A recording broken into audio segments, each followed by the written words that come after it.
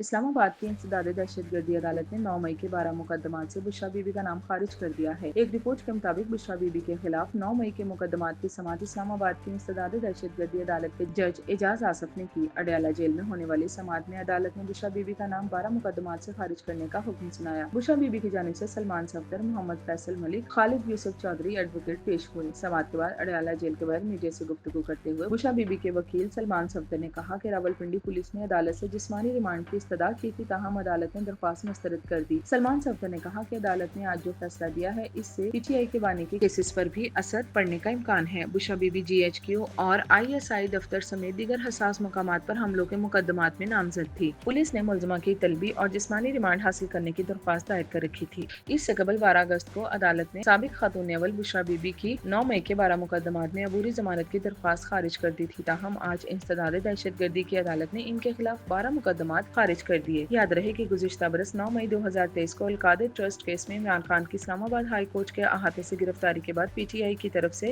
ملک گیر احتجاج کیا گیا تھا اور اس دوران لاہور کے علاقے ماڈل ٹاؤن میں 9 مئی کو مسلم لیگ نون کے دفتر کو جلانے کے علاوہ فوجی، سول اور نجی تنصیبات کو نذر آتش کیا گیا۔ سرکاری و نجی املاک کو شدید نقصان پہنچایا گیا تھا، جبکہ اس دوران کم از کم 8 افراد ہلاک اور 290 زخمی ہوئے تھے۔ اس کے بعد ملک بھر میں قانون نافذ کرنے والے اداروں کے ساتھ لڑائی، توڑ پھوڑ اور جلاؤ گراؤ میں ملوث 1900 افراد کو گرفتار کر لیا گیا تھا، جبکہ عمران خان اور ان کی پارٹی رہنماؤں اور کارکنان کے خلاف مقدمات بھی درج کیے گئے تھے۔ 9 مئی کے واقعات میں ملوث ہونے کے الزام میں پی ٹی آئی کے مرکزی رہنماؤں یاسمین راشد، محمود الرشید، اعجاز چودھری کے ساتھ ساتھ صنم جاوید کو بھی گرفتار کیا گیا تھا۔ بعد ازاں ان مقدمات میں بانی P T I Imran Khan اور ان کی اہلیہ بشرا بی بی کو بھی گرفتار کیا گیا تھا اور ایک عرصے سے یہ مقدمات عدالت میں زیر سماعت ہیں۔